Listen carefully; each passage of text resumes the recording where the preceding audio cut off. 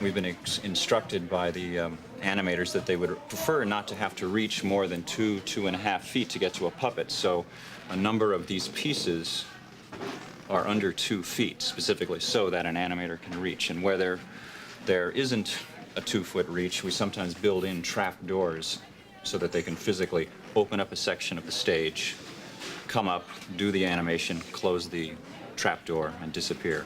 Then the director can take a director's viewfinder and practice what he wants to see on film. And if the director likes it, then we can actually build this and send it through the paint shop, the model shop, who will do all the detailing, and then it'll end up out on one of our stages. Although the sets were built in miniature, they were lit as if they were full-size movie sets, but using smaller lighting instruments. Many of the scenes required as many as 20 to 30 different lights to create the dramatic effects. What we're trying to avoid is looking like we're doing tricks.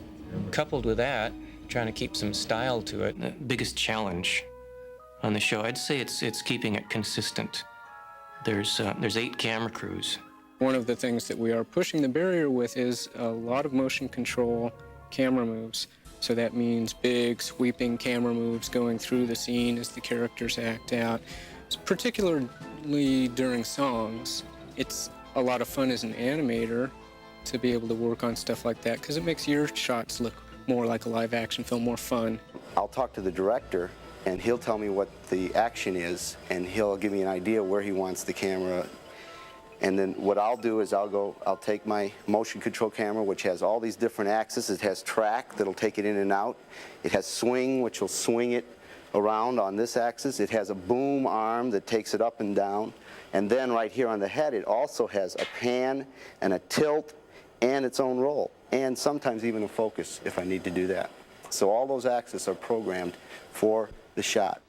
Now here it is. We've given it 2 positions. Now the computer's going to compose the move for me. I've given it its start position, I've given it its end position. It'll use those 3 axes, the track, the boom, and the pan, and they're all going to play back in a way that will be hopefully pleasing to the director.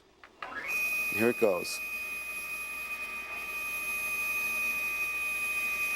As you see now, I'm getting my frame count here. Here's the whole move from frame 1 to 100. Basically, it's a lot of communication between me and the animator, and we tweak with it. We have about 3 days to do this, to get the shot ready to go before the animator has to take over the shot. Surprised, aren't you? I knew you would be. The sculpture department was about 3 or 4 folks doing all the characters. We get drawings of the characters that the art department puts together, and then we sculpt them in oil-based clay. The oil-based clay is just the easiest because it's just very versatile, and it can be smoothed out with alcohol, and it has to be a soft medium, something pliable that when it's molded, we can use a hard mold plaster and it won't rip up the mold, and we can put the soft foam rubber into the same mold and it'll pull out. Each puppet has an armature inside it, which is basically a ball and socket, which enables you to move a puppet like these.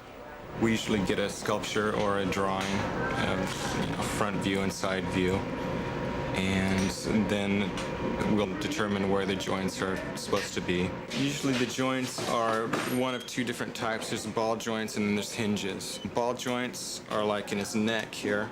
He can move it, almost like a universal joint, any amount of range.